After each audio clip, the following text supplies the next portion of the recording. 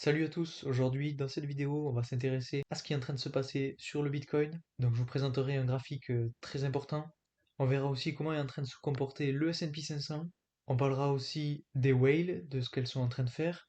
Et enfin on verra un petit peu quel est le sentiment général sur les crypto-monnaies actuellement et comment tous ces indicateurs sont liés entre eux. Et bien sûr je vous donnerai mon avis, comment vont se dérouler les prochains jours, les prochaines semaines sur le marché des crypto-monnaies. Pour ceux qui ne me connaissent pas, je m'appelle Louis, je vous apporte chaque semaine des actualités et des analyses sur le marché des crypto-monnaies. Donc bienvenue à ceux qui ne me connaissent pas.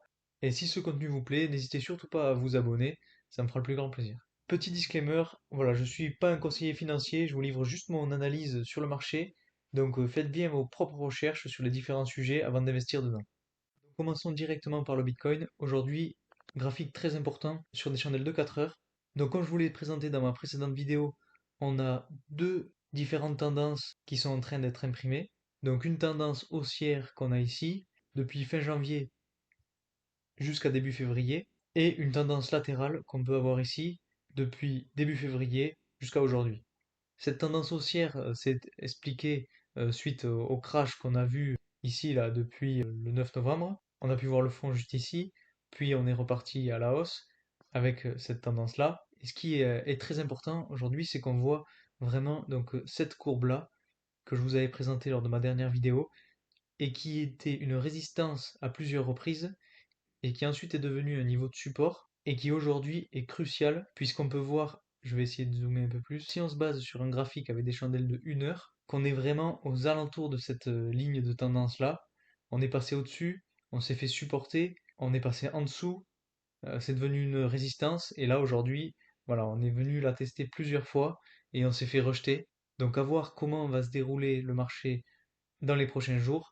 Mais ce qu'il faut vraiment surveiller, c'est cette ligne-là de tendance. Il faut vraiment qu'on puisse arriver à passer au-dessus pour ensuite venir la retester et repartir à la hausse. En plus de ça, si on essaie de corréler un petit peu les deux tendances, on peut voir que cette tendance-là va venir intersecter la ligne de résistance qui est ici. Et je pense que ce point-là sera vraiment un point très important.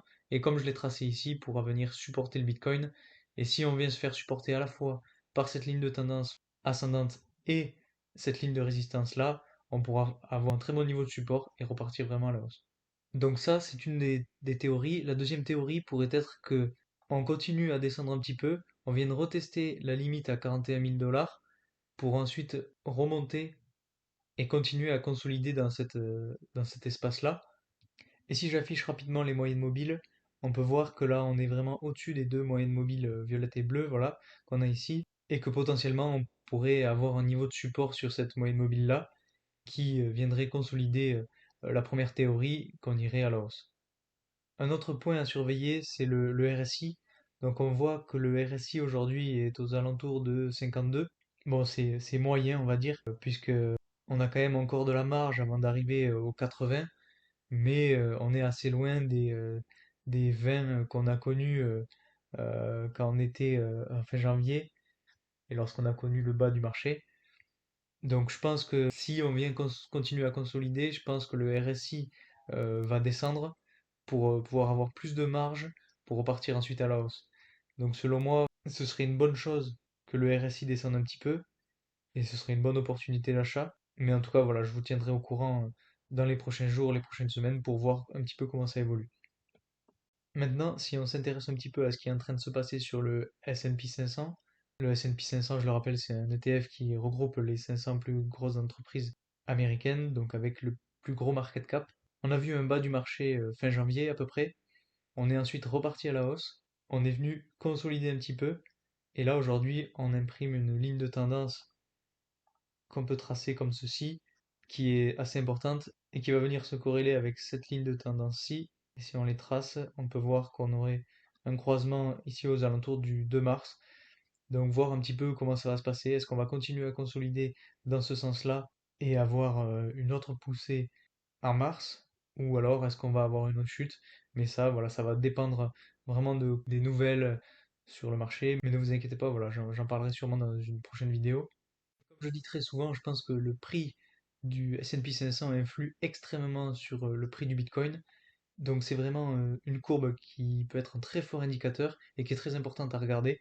Voilà, quand le prix du S&P 500 monte, le prix du Bitcoin le suit, comme on peut le voir ici par exemple, ou alors lors de cette grosse montée ici. Et inversement, quand le prix du S&P 500 descend, alors le prix du Bitcoin descend aussi. Je dis le Bitcoin, mais je parle bien sûr de toutes les crypto-monnaies en général. Ensuite, on peut s'intéresser rapidement à ce qui est en train de se passer pour les whales. Donc là, on va s'intéresser à la troisième plus grosse whale du Bitcoin, qui est encore en train d'acheter du Bitcoin depuis la chute. On a pu voir que tout au long du mois de janvier, cette whale a accumulé des dizaines, voire des centaines et des centaines de Bitcoin lors de la chute, voilà, de cette chute-là.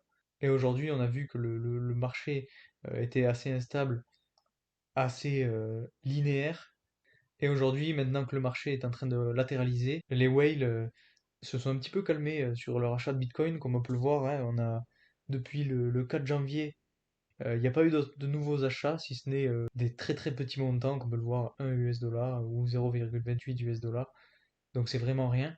Et je pense que c'est très significatif, qu'il faut vraiment le prendre en compte, parce que c'est un petit peu les whales, les plus gros possesseurs de Bitcoin qui gèrent le marché. Et lorsque une whale achète, je pense qu'il faut suivre.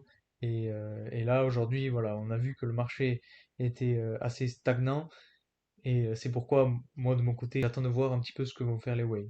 Enfin, le dernier indicateur, donc le Fear and Greed Index, c'est un indicateur qui pour moi est corrélé avec tout ce qu'on vient de dire, donc que ce soit les whales, que ce soit le S&P 500 ou que ce soit le prix du Bitcoin. Je pense que le Fear and Greed Index montre vraiment comment se situe le marché en ce moment. Et comme on peut le voir, et voilà, on est à 51, donc sur 100. C'est vraiment une position neutre, comme on peut le voir ici. Et c'est vraiment flagrant car aujourd'hui, on est vraiment sur un cours qui est stagnant, qui latéralise. Donc je pense que c'est un très fort indicateur, un très bon indicateur, qui montre qu'aujourd'hui, on ne sait pas dans quel sens on va aller. Est-ce qu'on va aller vers le haut? Est-ce qu'on va aller vers le bas? Si on repart vers le bas, je pense que ça nous offrira des opportunités d'achat. Et si on va vers le haut, ben, ceux qui ont investi dans le rouge seront gagnants lorsqu'on sera dans le vert. Donc aujourd'hui, voilà, tous ces indicateurs sont assez corrélés. Le fait que les baleines n'achètent pas de Bitcoin, attendent de voir comment ça se passe, le fait que le Bitcoin soit en train de stagner, le fait que le Fear and Greed Index soit à son milieu, soit en position neutre, le fait que le S&P 500, pareil, est en train de consolider, je pense que tout cela nous montre qu'aujourd'hui, on ne sait pas vraiment où on va aller. Il y a beaucoup d'indicateurs qui montrent qu'on va sûrement aller vers le haut, mais voilà, je pense qu'il faut quand même se fier à ces indicateurs, mais faire notre propre analyse. Je vous conseille vraiment de faire vos propres analyses sur vos propres projets, sur les projets qui vous plaisent, qui vous tiennent à cœur. Et surtout, si cette vidéo vous a plu, si ça vous a appris des choses, n'hésitez pas à vous abonner. Voilà, moi, comme je vous dis, je fais des vidéos chaque semaine avec des indicateurs différents, avec des mesures différentes. J'essaie d'être assez varié et de vous apporter le plus de choses possible. Donc surtout, n'hésitez pas à vous abonner, voilà, à liker, à commenter aussi. Dites-moi ce que vous pensez des vidéos, les points d'amélioration. Donc merci à ceux qui le feront, et puis moi je vous dis à très vite pour de nouvelles vidéos. Salut!